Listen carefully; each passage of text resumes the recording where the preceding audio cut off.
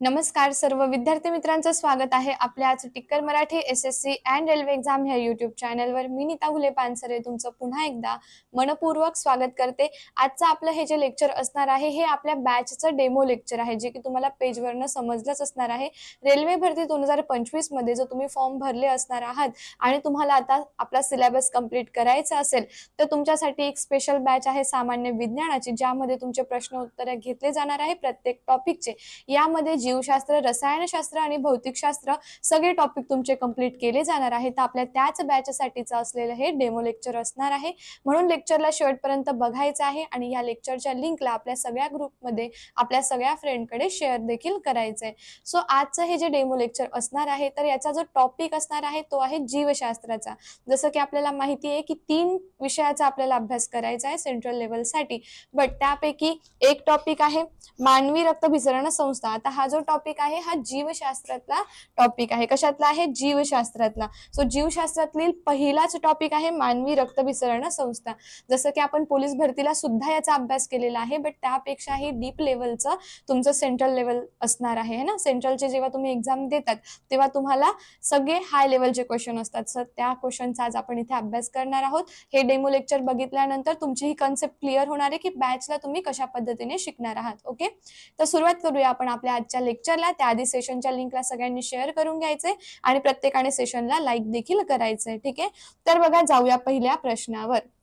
बघा पहिलाच प्रश्न तुमच्या स्क्रीनवर, मानवी शरीराच्या वजनाच्या अंदाजे किती टक्के रक्त असते? ओके, आता रक्तभिसरण संस्थेमध्ये आपल्याला रक्ताचे टाईप म्हणजे रक्त कशापासून बनलेलं आहे, रक्त ज्या पेशीपासून बनतं त्याचा आपल्या बॉडीमध्ये असलेलं पर्सेंटेज किंवा तुम्ही त्याला प्रमाण म्हणू शकतात, या सगळ्याचा अभ्यास करायचा आहे. म्हणजे पूर्ण ओव्हरऑल रक्तभिसरण संस्थेचा तुम्हाला सगळे क्वेश्चन यामध्ये कव्हर होतील. ठीक आहे, आता मानवी शरीराच्या वजनाच्या अंदाजे किती टक्के रक्त असतं? प्रॉपर पहिला क्वेश्चन तुम्हाला आलेला आहे की रक्त किती टक्के आहे शरीरामध्ये. जसं की पहिला ऑप्शन बघा 7 ते 8%, 2 ते 3%, 4 ते 5% आणि नंतर आहे 12 ते 13%. तर काय आन्सर येऊ शकतं?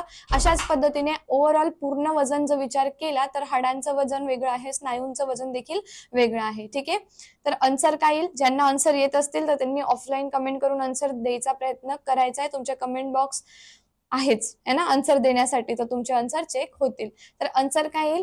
पर्याय नंबर पहिला योग्य, 7 ते 8%. ठीक आहे, 7 ते 8%. तुम्ही फक्त 8% म्हटलं तरी पण चालणार आहे. तर आपल्या पूर्ण वजनापैकी ठीक आहे 8% काय आहे शरीरामध्ये? रक्ताचं वजन आहे. समजलं असेल तर जाऊया पुढच्या प्रश्नावर. बघा, मानवी शरीरात रक्त निर्मितीच्या प्रक्रियेला काय म्हणतात?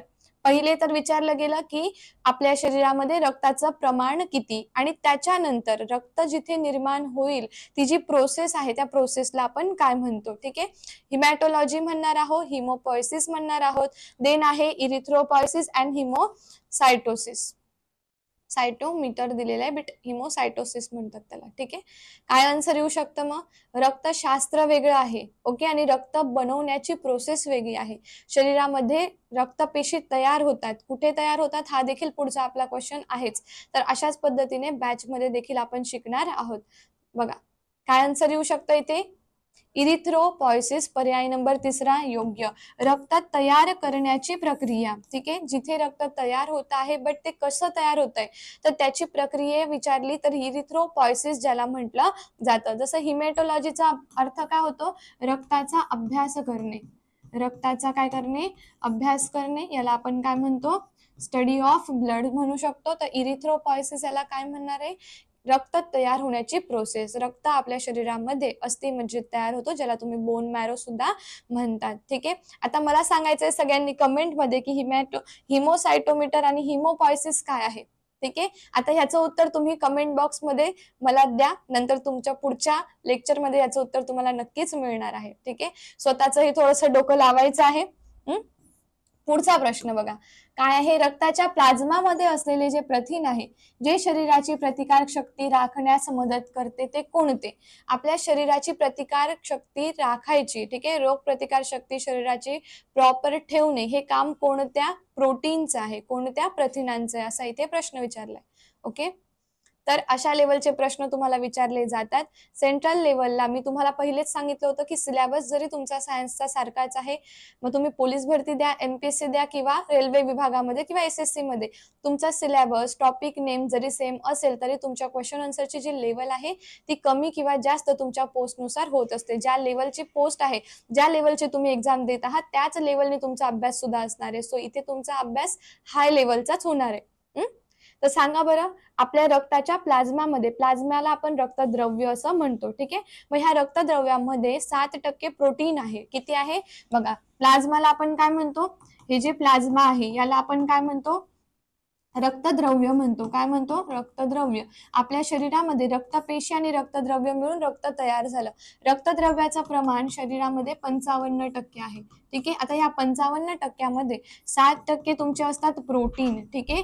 प्रोटीन मध्ये 4 प्रोटीन तुम्हाला इथे दिलेले बघा, globulin, albumin, fibrinogen and prothrombin, ठीक आहे. मग हे जे प्रोटीन आहे तर त्याच्यापैकी रोगप्रतिकार क्षमता राखण्यास कोण मदत करणार आहे, अल्ब्युमिन, ग्लोब्युलिन आणि फायब्रिनोजेन. ज्यांना आन्सर माहिती आहे त्यांनी ऑफलाईन कमेंट करून आन्सर नक्की द्यायचं आहे. आन्सर काय येणार, पर्याय नंबर दुसरा योग्य, अल्ब्युमिन. अल्ब्युमिन हे रक्तद्रव्यामध्ये असलेलं प्रोटीन आहे, ज्याचं काम काय आहे, शरीरामध्ये अँटीबॉडी तयार करणं, ज्याला काय म्हटलं जातं, अँटीबॉडी मीन्स प्रतिजैविक. काय म्हणतो आपण त्याला, प्रतिजैविक. पूर्ण जे 4 प्रोटीन आहे त्या चारींचं कार्य शरीरामध्ये वेगवेगळं आहे, ठीक आहे. चारीचं कार्य शरीरामध्ये कसं असतं, वेगवेगळं. जसं की बघा, फर्स्ट आहे रक्तद्रव्य म्हणजे काय, प्लाझ्मा, ओके. त्याच्यामध्ये असलेले प्रथिने, प्लाझ्मामध्ये कोण प्रेझेंट आहे, प्रथिने आहे. किती पर्सेंट आहे, 7% आहे. किती प्रोटीन आहे, 4 प्रोटीन आहे. त्याच्यातला फर्स्ट पहिला कोणता आहे, albumin, albumin. Then second globulin, कोण आहे second, globulin. Third one is prothrombin, काय येईल, prothrombin. And last one fibrinogen, fibrinogen, okay. तर आपल्या शरीरामध्ये जे अल्ब्युमिन आहे, ग्लोब्युलिन आहे, हे अँटीबॉडी तयार करणं आणि शरीराच्या पाण्याचा समतोल राखण्याचं काम करतं. प्रोथ्रोम्बिन आणि फायब्रिनोजेन हे जे आहे हे काय काम करणार आहे, यांचं कार्य काय आहे, रक्त गोठवणे, रक्त गोठवण्यास मदत कोण करणार आहे, प्रोथ्रोम्बिन अँड फायब्रिनोजेन, ओके. लक्षात आलेलं आहे. म्हणून आपला पर्याय नंबर आला सेकंड योग्य, अल्ब्युमिन. अल्ब्युमिनचं जे कार्य आहे प्रतिजैविक तयार करणे, काय येईल, प्रतिजैविक तयार करणे, ओके. आणि ग्लोब्युलिनचं कार्य काय आहे, पाण्याचा समतोल राखणे, काय करणे, पाण्याचा समतोल राखणे. समजलं असेल सगळ्यांना. अशाच पद्धतीने बॅच मध्ये देखील तुम्हाला शिकवलं जाणार आहे. प्रश्न जरी एक असला तरी त्याच्या रिलेटेड तुमचे काय प्रश्न बनू शकतात हे देखील बॅच मध्ये घेतलं जाणार आहे. प्रत्येक टॉपिकचे 50+ क्वेश्चन तुम्हाला इथे बघायला मिळणार आहे. आणि ह्या बॅचचा जो बेस आहे हा PYQचा असणार आहे, कारण PYQ तुमचे रिपीट होत असतात, ठीक आहे. 75% PYQ रिपीट होतात, हे मी तुम्हाला दर लेक्चरला सांगितलेलं आहे.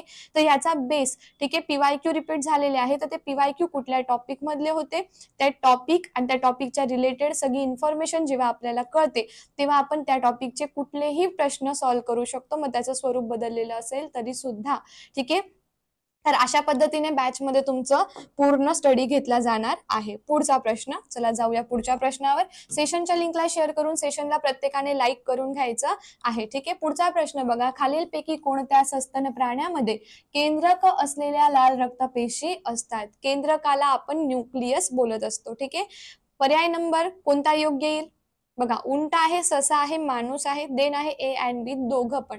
ज्याच्या लाल रक्तपेशींमध्ये, लाल रक्तपेशी ज्याला आपण रेड ब्लड सेल म्हणतो, ओके, त्याच्या लाल रक्तपेशीमध्ये जो केंद्रक आहे असा प्राणी याच्यातला कुठला, ठीक आहे. तर ह्याच्या आधी कन्सेप्ट माहिती पाहिजे की लाल रक्तपेशींमध्ये केंद्रक नसते, ओके.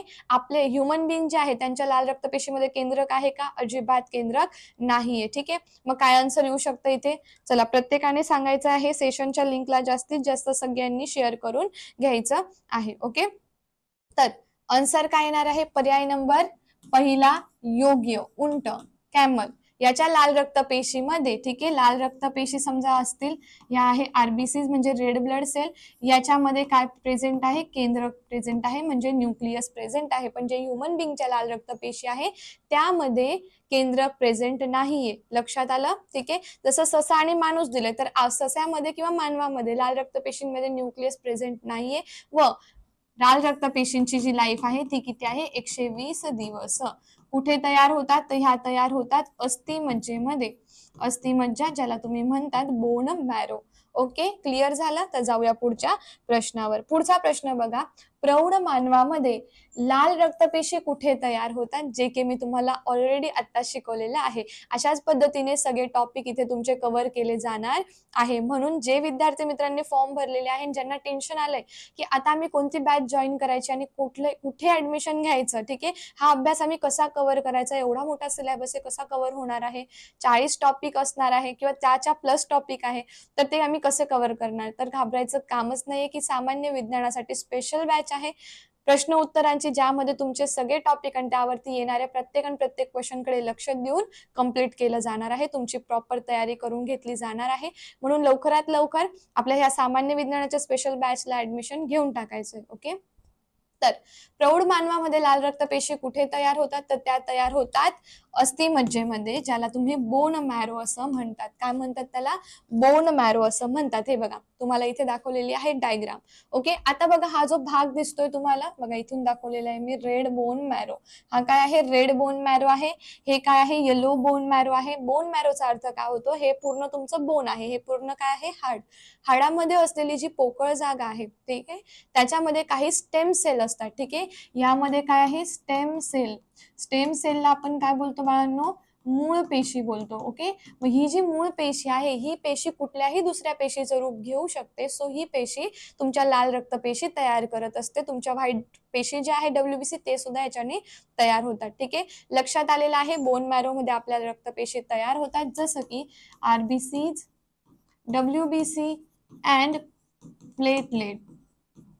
ठीक आहे, लक्षात आलं असेल तर जाऊया नेक्स्ट क्वेश्चन वरती. तोपर्यंत सगळ्यांनी सेशनच्या लिंकला शेअर करून घ्यायचंय आणि सेशनला प्रत्येकाने लाईक करायचं आहे. ठीक आहे, जास्तीत जास्त या सेशनच्या लिंकला शेअर करून घ्यायचंय. मानवी शरीरात किती लाल रक्तपेशी प्रेझेंट आहे. ठीक आहे, आता बघा रक्त बनलेलं कशापासून आहे, तर सगळ्यात पहिले जाणून घ्या, रक्त बनतं कशापासून, रक्तपेशी. कशापासून बनतं, रक्तपेशी प्लस रक्तद्रव्य, ज्याला प्लाझ्मा म्हणतात, प्लस रक्तद्रव्य. ठीक आहे, मग रक्तपेशीमध्ये का कोण कोण येतं, आरबीसीज, डब्ल्यूबीसीज अँड प्लेटलेट. ठीक आहे, मग आता ह्याचं विचारलं गेलं प्रमाण, तर आरबीसीचं, लाल रक्तपेशीचं तुमच्या शरीरातील प्रमाण आहे 44 किंवा 45%. ओके, लक्षात आलं.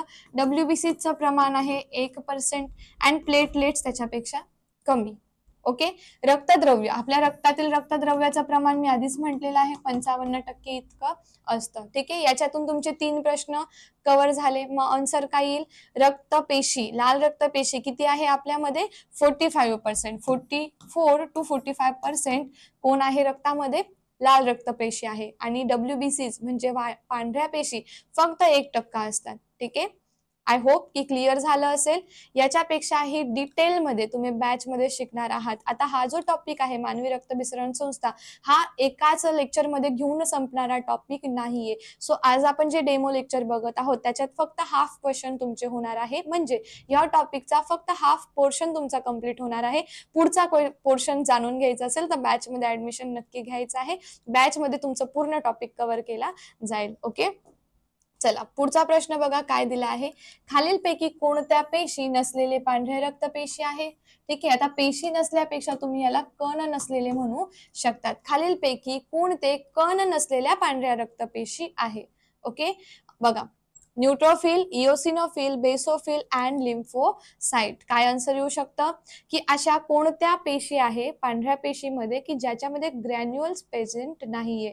ग्रॅन्युअल्स म्हणजे कण. ओके, काय सांगता येईल आन्सर, ज्यालाही आन्सर येत असेल त्यांनी ऑफलाईन कमेंट करून आपले आन्सर नक्की देण्याचा प्रयत्न करायचा आहे आणि बॅच मध्ये ऍडमिशन घ्यायचं आहे, जेणेकरून तुमच्या बेसिक कन्सेप्ट क्लिअर होतील.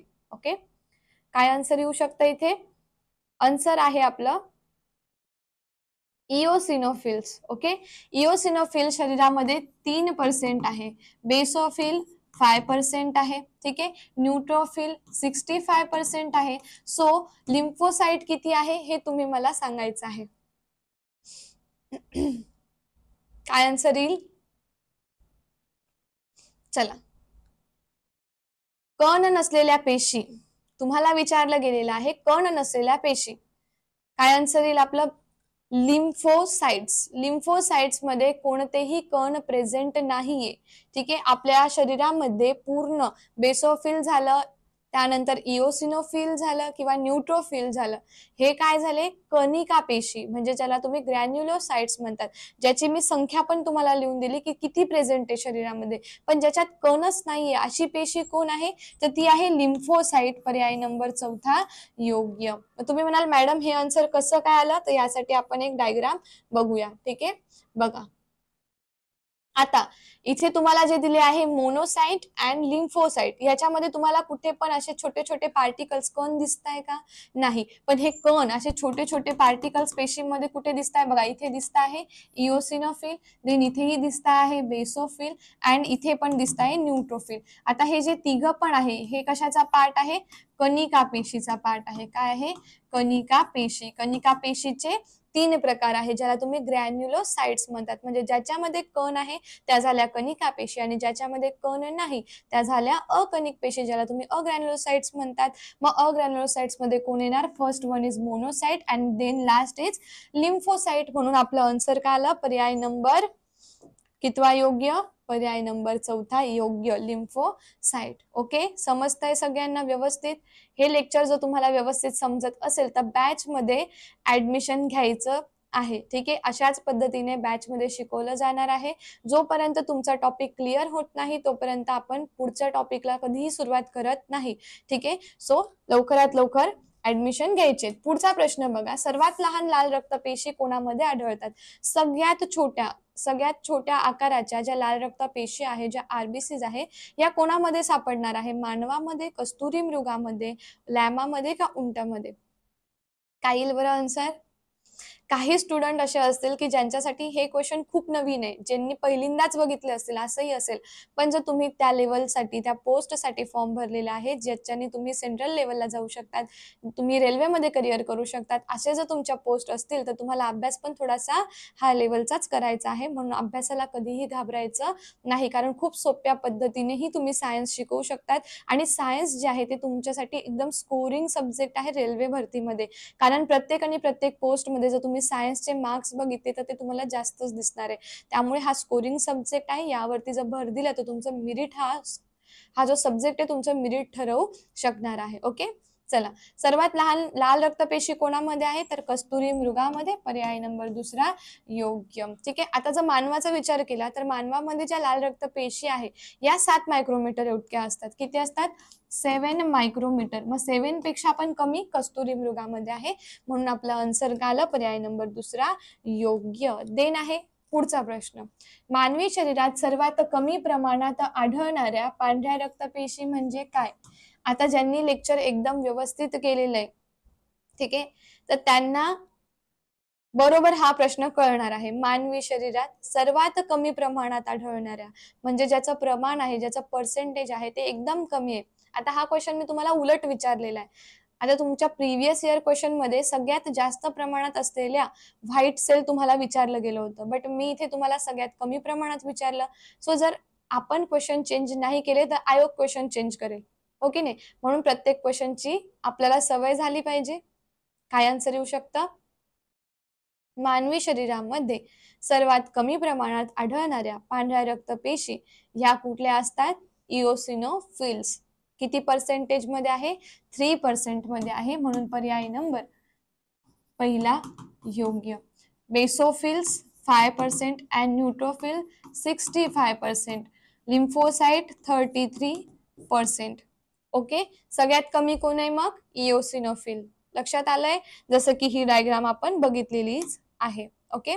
तर बघा, व्हाईट ज्या पेशी आहे त्याचे 5 प्रकार पडतात. 5 प्रकारामधले 2 जे आहे त्याच्यामध्ये कण नसतात, ज्याला तुम्ही काय म्हणतात, अकणिक म्हणतात. आणि हे जे 3 तुम्हाला दिले ज्याच्यात कण असतात त्यांना कणिका पेशी म्हणतात, म्हणजे ग्रॅन्युलोसाइट्स म्हणतात. त्याचे नाव पाठ करून ठेवायचे आहे, कारण याच्यावरती भरपूर प्रमाणात प्रश्न विचारले जातील. ओके. चला जाऊया पुढच्या प्रश्नावर. तिथे जाण्याच्या अगोदर आपल्या बॅच बद्दल जाणून घ्यायचं आहे. हे जे डेमो लेक्चर आज आपण घेत आहोत हे या बॅच साठीच घेणार आहोत. रेल्वे भरती 2025 ची सामान्य विज्ञानाची स्पेशल प्रश्न उत्तरांची बॅच मी तुमच्यासाठी आणलेली आहे. जे विद्यार्थी मित्र ALP ग्रुप डी आणि RRB NTPC सारख्या एक्झामची तयारी करत असतील आणि त्यांना बॅच जॉईन करायची असेल तर त्या सगळ्या विद्यार्थ्यांसाठी ही सुवर्ण संधी आहे, कारण ही फक्त प्रश्न उत्तरांची बॅच असणार आहे जिची फी जी ती सगळ्यात कमी आहे, 499. ठीक आहे. सो एकदम कमी किमतीत खूप रिझनेबल प्राइस मध्ये तुम्हाला 499 मध्ये ही बॅच अवेलेबल करून देण्यात येणार आहे. यात सगळे टाईपचे क्वेश्चन तुमचे घेतले जाणार आहे. ठीक आहे. याच सोबत तुम्हाला दररोज लाईव्ह लेक्चर मिळणार आहे. बॅच मध्ये रेकॉर्डेड लेक्चर 1 वर्षापर्यंत तुम्ही बघू शकतात. जे लाईव्ह होणार आहे तेच लेक्चर तुम्ही रेकॉर्डिंग फॉर्म मध्ये 1 वर्षापर्यंत बघू शकणार आहात. टॉपिक नुसार तुम्हाला PDF इथे अवेलेबल होऊन जाणार आहे. अँड जे खूप इम्पॉर्टंट MCQ असतील त्या टॉपिक मधले ते सुद्धा प्रोव्हाइड केले जाणार आहे. ठीक आहे. तर बॅचला ऍडमिशन घेण्यासाठी ऑफिस नंबर दिलेला आहे 8233007373 वर आजच कॉन्टॅक्ट करायचा आहे आणि लवकरात लवकर आपली जागा बॅच मधली आपली जागा बुक करायची आहे. जर तुम्ही बॅच मध्ये आपली जागा बुक केली तर सेंट्रल लेवलच्या पोस्ट मध्ये पण जागा तुमची बुक होणारच आहे ना. चला मग जाऊया पुढच्या प्रश्नावर. त्याआधी प्रत्येकाने सेशनच्या लिंकला शेअर करून घ्यायचे आणि सेशनला लाईक देखील करायचं आहे. ओके. बघा, मलेरिया असलेल्या व्यक्तीमध्ये खालीलपैकी कोणत्या कारणामुळे प्लीहा वाढतो? ठीक आहे. आता प्लीहा काय आहे हे आधी समजून घ्या. प्लीहा आपल्या शरीरामधला एक अवयव आहे. ओके. या प्लीहेमध्ये कधीतरी WBC सुद्धा तयार केल्या जातात. ठीक आहे. तर ही जी प्लीहा आहे, मलेरिया झाल्यानंतर जास्तीत जास्त इन्फेक्टेड होणारा जो भाग आहे आपल्या शरीरातला तो प्लीहाच असतो. ठीक आहे.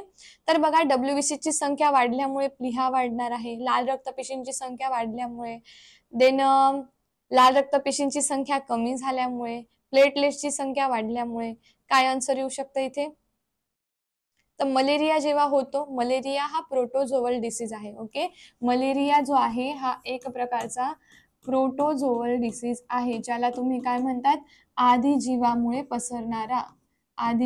पसरणारा डिसीज आहे आणि याला पसरवण्यासाठी अॅनाफिलस डासाची मादी जबाबदार असते. ठीक आहे. पण प्लीहा इन्फेक्टेड का होतो? कारण याच्यामध्ये लाल रक्तपेशींची संख्या वाढते, म्हणून प्लीहा जो आहे त्याला इन्फेक्शन होतो, तो इन्फेक्टेड होतो मलेरियामध्ये. ओके. देन आहे पुढचा प्रश्न. बघा, खालीलपैकी कोणत्या रक्तगटामध्ये अँटीजन अनुपस्थित आहे? ठीक आहे. कोणता असा रक्तगट आहे की ज्याच्यामध्ये अँटीजन अजिबात नाहीये, अँटीजन प्रेझेंट नाहीये? ओके. चला, काय आन्सर येऊ शकतं? A, B, AB आणि O. ज्याला आन्सर माहिती असेल त्यांनी ऑफलाईन कमेंट करून आन्सर देण्याचा प्रयत्न करायचा आहे.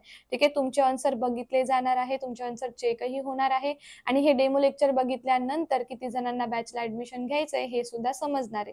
ही बॅच तुमच्या मागणीतून आणली आहे. ठीक आहे. तुम्हीच म्हटलं होतं की मॅडम बॅच आम्हाला जॉईन करायची आहे, आम्हाला सामान्य विज्ञान शिकायचं आहे, फुल टॉपिक वाईज आम्हाला याचा अभ्यास करायचा आहे, म्हणून टॉपिक नुसार प्रश्न उत्तरांची ही बॅच फक्त आणि फक्त तुमच्यासाठी आहे. ठीक आहे. A, B, AB आणि O. तर खालीलपैकी कोणत्या रक्तगटामध्ये अँटीजन अनुपस्थित आहे? ठीक आहे. तर आन्सर काय येणार आहे? पर्याय नंबर 4 योग्य. D असा रक्तगट आहे की ज्याच्यामध्ये कुठल्याही प्रकारचं अँटीजन प्रेझेंट नाहीये. ठीक आहे. तर जाणून घेऊया आपण पहिले अँटीजन काय असतं आणि अँटीबॉडीज काय असतात. ओके. तर रक्तगटाच्या शोधाने आपण सुरुवात करूया. रक्तगटाचा शोध. काय वाटतं? रक्तगटाचा शोध कुणी लावलेला आहे? तर रक्तगटाचा जो शोध आहे तो लावलेला आहे कार्ल लँडस्टीनर.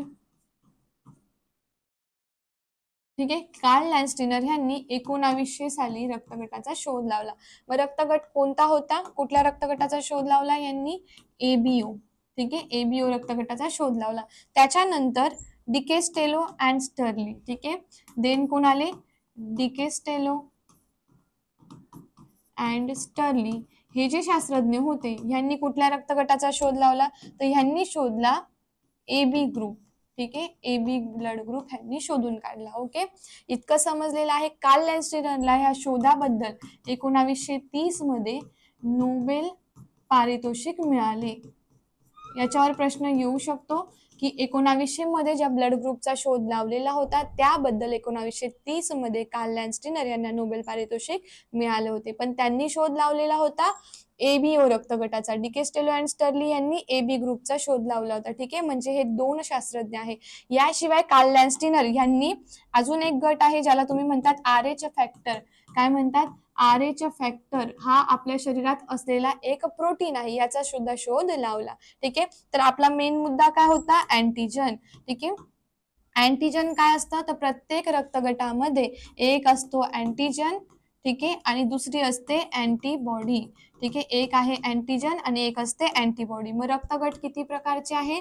ग्रुप किती प्रकारचे आहे? 4 प्रकारचे, ए बी, ए बी आणि ओ. मग लक्षात ठेवायचंय, जो रक्तगट ए आहे त्याच्यामध्ये असलेला अँटीजन हा एच असतो. ठीक आहे, जो रक्तगट बी आहे त्याच्यातला अँटीजन बीच असतो. जो रक्तगट ए बी आहे त्याच्यामध्ये प्रेझेंट असलेला अँटीजन ए बीच असतो आणि जो रक्तगट ओ आहे त्याच्यामध्ये अँटीजन प्रेझेंट नसतो. प्रश्न काय विचारला होता? कोणत्या रक्तगटामध्ये अँटीजन नाहीये? तर ओ मध्ये अँटीजन नाहीये आणि अँटीबॉडी त्याच्या विरुद्धात आहे. तुम्हाला अँटीबॉडीवर पण प्रश्न विचारला जाईल. ठीक आहे, तुम्हाला आतापर्यंत प्रिव्हियस मध्ये अँटीबॉडीवर प्रश्न विचारलेला आहे, बट मी तुमचा प्रश्न बदलून अँटीजन विचारलाय. तर असे कधीही स्वरूप बदलून प्रश्न विचारले जातील, म्हणून अँटीजन आणि अँटीबॉडी दोघंही माहिती पाहिजे. आणि जो रक्तगट असेल ज्याच्यात ए अँटीजन आहे तर त्याची अँटीबॉडी नेहमी बी असणार आहे, ती स्मॉलने दाखवायची. जो बी अँटीजन आहे त्याची अँटीबॉडी ए असणार आहे. ज्याचं ए बी अँटीजन आहे त्याच्यात कुठलीही अँटीबॉडी प्रेझेंट नसते, कारण ए बी अँटीबॉडी असेल तर ती काय करेल? सारख्या दिसणाऱ्या अँटीजनला काय करेल? मारेल आणि तिथे तुमचं रक्त काय होईल? क्लॉटिंग. आणि मग काय होईल? मनुष्य याच्यामध्ये दगावू पण शकतो. म्हणून जो अँटीजन असतो त्याच्या अपोजिट त्याची अँटीबॉडी असते. ओके, मग ओ जो आहे, ठीक आहे, अँटीजन कोणताच नाही एखाद्या रक्तगटामध्ये, मग त्याची अँटीबॉडी दोघं असते, ए अँड बी दोघं असते. तर हे तुमच्यासाठी अत्यंत महत्वाचं आहे. याच्यावरती तुमचे बरेचसे प्रश्न सेंट्रलचे तयार होतात आणि आपल्या बॅच मध्ये देखील आपण असंच शिकणार आहोत. ठीक आहे, ही कन्सेप्ट समजली आहे. आता यामध्ये शोध पण सांगितलेला आहे, नोबेल पारितोषिक मिळालेलं सांगितले आहे, ग्रुप सुद्धा आहे, अँटीजन आहे, अँटीबॉडी सुद्धा आहे. यामध्ये तुमचे बरेचसे क्वेश्चन क्लिअर होतात. ठीक आहे, समजलं असेल तर जाऊया पुढच्या प्रश्नावर. ठीक आहे, चला पुढचा प्रश्न नीट लक्ष द्यायचं आहे. आता एरिथ्रोब्लास्टोफिटालिस. ठीक आहे, एरिथ्रोब्लास्टोफिटालिस हा आजार खालीलपैकी कोणत्या मुलांमध्ये होऊ शकतो? आता जेव्हाही सायन्समध्ये एखादी गोष्ट समजत नसेल, नावाची करायची फोड. ओके, एरिथ्रो म्हणजे काय? लाल रक्तपेशी. ब्लास्टो म्हणजे काय? ब्लास्ट होणे. आणि फिटालिस म्हणजे छोटं भ्रूण, बाळ. मग ज्या बाळामध्ये लाल रक्तपेशींचा झालेला आहे ब्लास्ट, त्याला काय म्हणणार तुम्ही? एरिथ्रोब्लास्टोफिटालिस. ओके, मग हा आजार कोणाला होऊ शकतो? तर बघा, ऑप्शन दिलेला आहे. पुरुष जर RH मायनस असेल आणि स्त्री पॉझिटिव्ह असेल RH. ठीक आहे, पुरुष हा RH पॉझिटिव्ह आणि मादा पण पॉझिटिव्ह आहे, किंवा पुरुष पॉझिटिव्ह आहे आणि स्त्री निगेटिव्ह आहे, किंवा वरीलपैकी काहीही नाही. काय आन्सर येईल मग? सांगा, ज्याला आन्सर माहिती असेल. 10 मिनिटं. ठीक आहे, ज्याला आन्सर माहिती असेल त्यांनी आन्सर करायचे, नसेल माहिती तर आपण इथे जाणून घेऊ. आता RH फॅक्टरचा शोध सुद्धा कार्ल लॅन्स्टीनर यांनी लावला होता. RH फॅक्टर हा पहिले रिसस मंकी मध्ये सापडला आणि मानव जे आहे ते कुठून आलेत? माकडापासून आलेत ना. म्हणजे कार्ल लॅन्स्टीनर यांनी RH फॅक्टर कुठे शोधला होता? मंकी मध्ये. पण तेच त्यांनी काय केलं? मनुष्याला पण चेक केलं आणि मनुष्यामध्ये सुद्धा त्यांना तोच अँटीजन दिसला, म्हणून त्यांनी त्याला काय नाव दिलं? RH. कारण रिससच पहिलं नाव त्याला दिलेलं आहे RH फॅक्टर. आणि RH फॅक्टर हा डी ने डिनोट करतात. ठीक आहे, मग ज्याच्या रक्तगटामध्ये समजा तुम्हाला ए पॉझिटिव्ह वाटेल तर ही जी पॉझिटिव्ह साईन आहे ही RH फॅक्टर बद्दल असते. ठीक आहे, समजा ए निगेटिव्ह आहे तर तुमच्यामध्ये RH फॅक्टर आहे का? नाही. ओके, पॉझिटिव्ह आणि निगेटिव्ह याच्याने ठरतं. तर आता प्रश्न आहे, इरिथ्रोब्लास्टोफिटालिस म्हणजे अशा कुठल्या जोडप्याचं दुसरं बाळ दगावतं ज्याचा ब्लड ग्रुप काय असतो? पुरुष RH पॉझिटिव्ह अँड स्त्री जी आहे ती पुरुष RH पॉझिटिव्ह अँड स्त्री RH निगेटिव्ह. ठीक आहे. RH निगेटिव्ह स्त्री असली तर काय होणार आहे, त्यांचं जे दुसरं बाळ आहे ते काय होणार, दगावणार. ठीक आहे. दुसरंच बाळ का दगावणार, कारण पहिल्या बाळाच्या वेळी समजा स्त्री कशी आहे, RH निगेटिव्ह आहे, म्हणजे तिच्या रक्तगटामध्ये हा अँटीजन प्रेझेंटच नव्हता आणि बाळाचं जे रक्तगट आहे ते जर पॉझिटिव्ह असेल, ठीक आहे, बाळाचं रक्तगट जर पुरुषाच्या रक्तगटाप्रमाणे RH पॉझिटिव्ह असलं तर डिलिव्हरीच्या टायमाला जेव्हा रक्त मिक्स होतं त्याच्या आधी 9 महिने कधीच गर्भामधलं रक्त म्हणजे बाळातलं रक्त आणि आईचं जे रक्त आहे ते मिक्स नसतं. ठीक आहे. पण जेव्हा डिलिव्हरीच्या प्रोसेसमध्ये ते रक्त मिक्स होईल तेव्हा काय होणार आहे, आईच्या रक्तगटामध्ये जे अँटीजन प्रेझेंट आहे ते काय करतील, अँटीजन जे प्रेझेंट आहे ह्या RH पॉझिटिव्ह बद्दल काय तयार करून घेतील, अँटीबॉडी ज्या प्रेझेंट आहे ते ह्याला मारण्याचं पूर्ण अँटीबॉडी तयार करतील. ठीक आहे. आणि तोपर्यंत काय झालेलं असेल, तोपर्यंत ते बाळ जे आहे ते व्यवस्थित असतील. पण दुसऱ्या वेळेस आईच्या रक्तामध्ये ह्या अँटीबॉडी प्रेझेंट झालेल्या आहे. अँटीबॉडी ह्या आपल्या शरीरामध्ये साठवून ठेवलेल्या असतात. म्हणजेच परत जर तोच आजार आपल्याला झाला तर लगेच अँटीबॉडी त्या आजाराला क्लीन करतात किंवा किल करून टाकतात. ठीक आहे. मग दुसऱ्याच बाळाच्या वेळी अँटीबॉडी ह्या आईच्या रक्तामध्ये प्रेझेंट असतात म्हणून दुसरं जे बाळ आहे ते जन्माला आल्याच्या नंतर काय होतं, मृत्यू त्याचा होतो, ज्याला आपण काय बोलतो, इरिथ्रोब्लास्टोफिटालिस. आय होप की तुम्हाला खूप चांगल्या पद्धतीने ही टर्म समजली असणार आहे. ठीक आहे. बॅच मध्ये सुद्धा अशाच पद्धतीने तुम्हाला शिकवलं जाणार आहे. प्रत्येक क्वेश्चन त्याच्या रिलेटेड असलेल्या गोष्टी पूर्ण तुमच्या इथे क्लिअर होणार आहे. पर्याय नंबर आला तिसरा योग्य. ओके. मराठीमधून सामान्य विज्ञान तुम्हाला फक्त आणि फक्त आपल्या टिक्कर मराठी ऍप मध्ये मिळणार आहे. ठीक आहे. टिक्कर मराठी ऍप मध्येच तुम्हाला आपली बॅच मिळेल आणि मराठीमधून एवढं चांगलं सामान्य विज्ञान सेंट्रल लेवलला फक्त आणि फक्त टिक्कर मराठीवरच मिळणार आहे. तर आपले पेपर पास करण्यासाठी सगळा सिलेबस कंप्लीट करायचा आहे आणि बॅचला ऍडमिशन नक्की घ्यायचं. ओके. आता बघा, आईच्या दुधामध्ये खालीलपैकी कोणत्या अँटीबॉडीज असतात बरं. असं म्हणतात ना की जो नवजात बालक आहे, नवजात शिशु आहे, तर त्याला फक्त कशाची गरज असते, आईच्या दुधाचीच. पूर्ण 6 महिने पाणीही नाही पाजत त्याला. बरोबर आहे की नाही.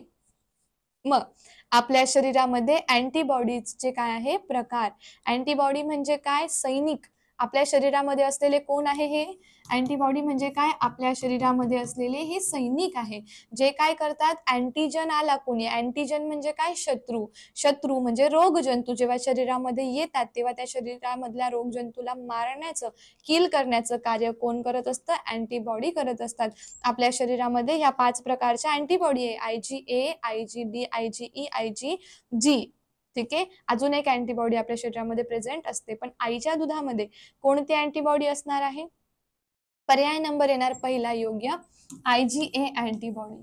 सो ही जी IgA अँटीबॉडी आहे ही काय करते, नवजात बालकाचं संरक्षण करते कुठल्याही रोगजंतू पासून. बघा, अँटीबॉडीचं जे स्ट्रक्चर आहे ते वाय शेपचं असतं. ठीक आहे, जसं की तुम्हाला इथे दिसतंय. मग कुठला पण रोगजंतू जर शरीरामध्ये आला तर तो कुठे अटकतो, बघा इथे.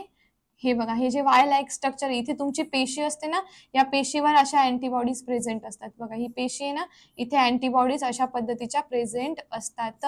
ठीक आहे. आणि ह्या काय करतात, इथे या जंतूला काय करतात, इथेच पकडतात आणि काय करतात, किल करतात. ओके.